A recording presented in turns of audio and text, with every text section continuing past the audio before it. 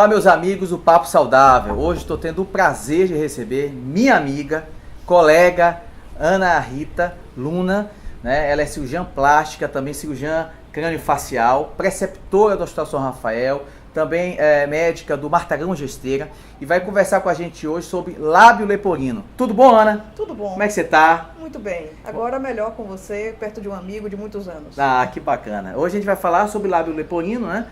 Acalmar um pouco as mães que porventura tem seu filho e apresenta, né, com a condição estética, deixar um pouco mais tranquila, né, Ana? Sim. O que é o lábio leporino? Veja bem, o lábio leporino é a que a gente chama de deformidade congênita, ou seja, nasce com a criança, que é justamente a ausência de continuidade do lábio ou da parte do osso do palato, que a gente chama de céu da boca. Certo. Então, quando dentro do útero essas duas partes não conseguem ter uma continuidade, a criança nasce com essa fenda, que pode ser somente do lábio, como pode ser somente do palato, ou dos dois. Sim. Isso é decorrente da má formação das fusões de processos embrionários nas primeiras 6 semanas de gestação. Que é quando forma a face. Então vem da parte embrionária. Então não tem nenhum tipo de prevenção, né? Não tem. Vem desde o embrião, desde a formação do feto. E não é incomum, porque cerca de um nascimento para cada 600 nascimentos vivos, uma criança vem com algum tipo de... Um a cada 600? Um a cada 600 é a prevalência. E tem alguma doença genética que tenha como fator de risco o lábio leporino? Tem alguns aspectos que entram no fator determinante. Tem aspectos de genéticos, sim, tem famílias que tem um traço muito forte, onde os avós eram fissurados, que a gente chama de fissura lábio-palatina. Os pais podem não ser fissurados, mas o neto sim. Ou então, avós, pais e netos. Ou então, um parente contralateral. Isso pode ocorrer, uma ocorrência na família, como também naquelas famílias que não têm histórico prévio de fissura lábio-palatina, existem estudos que demonstram, por exemplo, má nutrição durante a gestação. Sim. Então está muito correlacionada à falta de ingestão de alguns nutrientes durante as primeiras semanas de gestação. Ou uso, por exemplo, de medicações como anticonvulsivantes. Aumenta a prevalência, o risco de uma criança nascer com esse tipo de condição. Entendi. Então, é como se fosse uma continuidade, né? Sim. Da boca, com até as vias aéreas e tal. Então, além da parte, claro, estética, que é bem visual, né? Quando a gente avalia um paciente com fenda palatina, existe algum outro comprometimento, além da estética, né? Sim.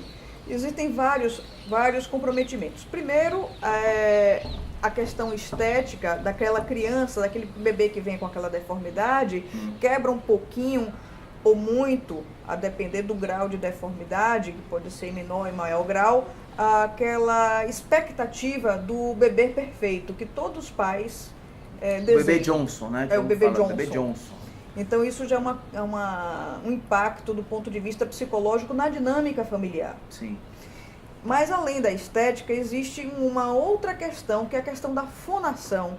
A criança com fenda lábio-palatina não tratada, ela tem uma dificuldade de falar de forma inteligível com a sociedade. Então a inserção na escola, a inserção no futuro no mercado de trabalho, numa entrevista de emprego, fica prejudicada. Inteligível no sentido das pessoas entenderem. Como as pessoas dizem, fulano é fanho. Fanho, fala estranho. Não entendeu? Entendi. Fica falando daquela forma quase que as pessoas não conseguem, só a mãe entende. Entendi. Mas a nível de complicações mais graves, com infecções, algo que traga um transtorno maior, sabe-se que quando a criança tem fenda palatina, que é o céu da boca aberto, existe uma predisposição maior à otite de repetição, infecção de ouvido, porque as coisas estão muito bem correlacionadas. Entendi. Compreende? Entendi. Ótimo. Pelo menos é uma notícia melhor, porque tem mães que ficam desesperadas, né? E dizer que o tratamento basicamente é cirúrgico. É cirúrgico. Entretanto, é importante que a mãe faça um excelente pré-natal com um bom obstetra de sua confiança, e esse ultrassom possa ser visualizada a face, para ver se a face está perfeita ou se tem algum problema. Caso tenha, isso é importante procurar um serviço de referência. Aqui na Bahia nós temos 2, o Martagão é um deles, o outro é o Centrinho, lá no Hospital da Irmã Dulce, Hospital Santo Antônio. E podemos, nesse serviço, temos uma equipe interdisciplinar, com dentistas, psicólogos, para poder acolher essa mãe, antes mesmo do nascimento. Então, eu costumo dizer que o tratamento começa antes do nascimento da criança. É isso que eu acho mais encantador. Muito importante. E tem alguma idade específica para operar a criança? Os melhores resultados, em termos funcionais, do ponto de vista estético e de fala, quando a gente consegue tratar essa criança antes do primeiro ano de vida. Já nos primeiros meses, como é nosso protocolo lá no Hospital Martagão Gesteira. Que é um dos hospitais que ela trabalha e é preceptora e é especializada nisso. Analisamos a criança, ela vai para a fono para poder, muitas vezes, vem da maternidade usando sonda, para que a mãe possa aprender a alimentar essa criança e fazer o ganho de peso. Temos o pessoal da odontologia que faz uma placa obturadora, como se fosse uma chapa ascendente, no sentido de facilitar o ganho de peso, a deglutição dessa criança, e preparamos ela para a cirurgia, que normalmente no caso do lábio a gente faz a partir do 3º mês. Terceiro mês de vida? Do 3º mês de vida? No 3º mês de vida. A gente já repara o lábio e o palato a partir do 7º mês até um ano e 2 meses. É a média que a gente costuma fazer os reparos cirúrgicos.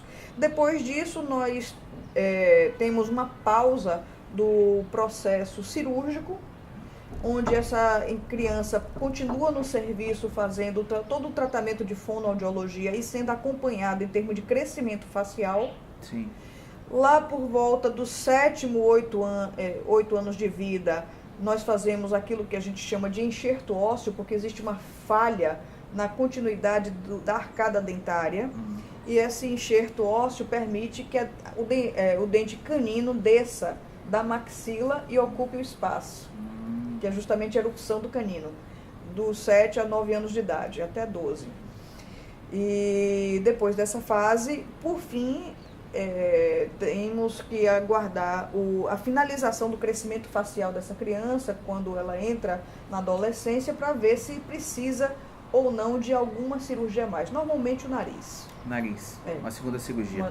Me fala um pouco sobre cirurgia craniofacial, só para nossos seguidores entenderem. Cirurgia craniofacial, posso dizer que é meu prazer dentro da cirurgia plástica. É uma área de atuação médica que pode ser exercida por cirurgiões plásticos, por cirurgiões de cabeça e pescoço e otorrinolaringologistas. E trata das deformidades congênitas da face, além também das sequelas de trauma, da sequela por retirada de tumores faciais e reconstrução. Então, no São Rafael mesmo, nós reconstruímos mandíbula com a fíbula, no caso de pacientes tabagistas. Só para o pessoal entender, que não é especialista, ela está reconstruindo toda essa área aqui da mandíbula, né, que faz com um pedaço do osso da perna.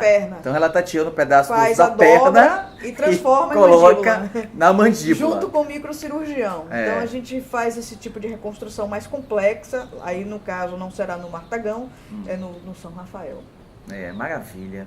Me diga uma coisa, tem uma parte do programa chamada Dica do Cezinha. Eu queria que você desse uma dica para nossos seguidores aqui. Em primeiro lugar, para as mães, já que a gente está falando de fenda lábio-palatina, que as mães façam sempre o melhor pré-natal possível. Não somente para poder verificar se a criança tem ou não tem fenda, mas outras deformidades, outros probleminhas e poder ter um parto da melhor forma possível. Essa é a minha principal dica. Que bom. Ana, se você tiver mídias sociais, fique à vontade para falar aqui. Olha, falar do Martagão também, que sempre é bom falar do Martagão. Eu sempre faço ambulatório às terças-feiras de tarde no Martagão Gesteira e no São Rafael eu estou sempre às quintas-feiras pela manhã. Ótimo. Muito obrigado por tua visita aqui. Foi um prazer. Viu? Prazer enorme. Discutir um assunto muito importante, né? Que dá uma acalmada em algumas mães que ficam desesperadas quando tem um filho e toma de surpresa, né? Vê uma deformidade de face, mas que é corrigível. Temos como acolher essa mãe, essa criança e poder oferecer o melhor que a gente pode. Graças a Deus. Um abraço a todos e até o próximo programa.